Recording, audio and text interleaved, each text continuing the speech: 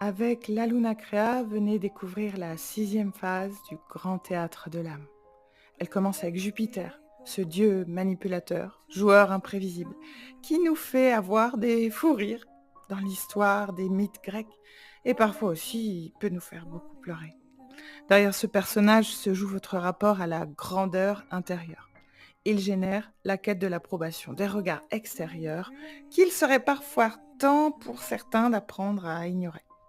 Tout comme savoir l'apprécier à sa juste valeur. C'est une carte d'épreuve de grandeur.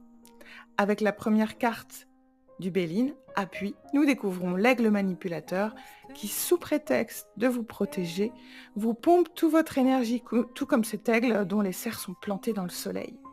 Il va vous maintenir la tête sous l'eau et puis vous laissera respirer pour vous garder en vie.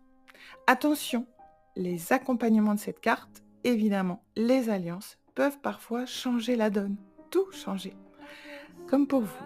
La beauté, c'est la naïveté à l'état pur. Elle a des origines vénusiennes sacrificielles. Sa soif de justice peut parfois vous aveugler. Regardez au-delà des apparences.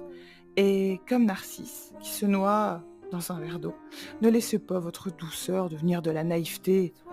Avec héritage, nous sommes sous le masque de la vanité.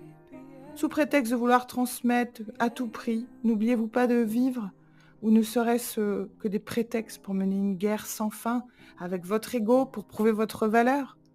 Observez cette colère sourde qui a besoin d'être révélée, libérée et exorcisée. Sagesse. Vous avez déjà parcouru tellement de chemins aujourd'hui et vous avez ouvert les yeux sur une certaine forme de réalité. Eh bien, gardez ces yeux ouverts. La bonne conscience, c'est bien. Mais la réalité, c'est mieux. Alors, ce discernement est un trésor. La renommée, autrement dit, décider de changer l'histoire du passé. Et oui, aujourd'hui, on parle plus de faire de l'EMDR, mais plutôt de remplacer, changer les mots pour décrire les traumatismes du passé. Mais aussi ne pas laisser le pouvoir des autres de dire, de décider de ce qui s'est passé. Vous avez une voix. Il est temps de l'exprimer. Vous êtes l'acteur de votre légende. Hasard, c'est le chaos, oui d'accord, mais c'est aussi les synchronicités, les chances, les opportunités. Il n'y a pas de hasard sur Terre. Ce sont des expériences parfois douloureuses, mais qui transforment, qui vous enrichissent et qui vous endurcissent.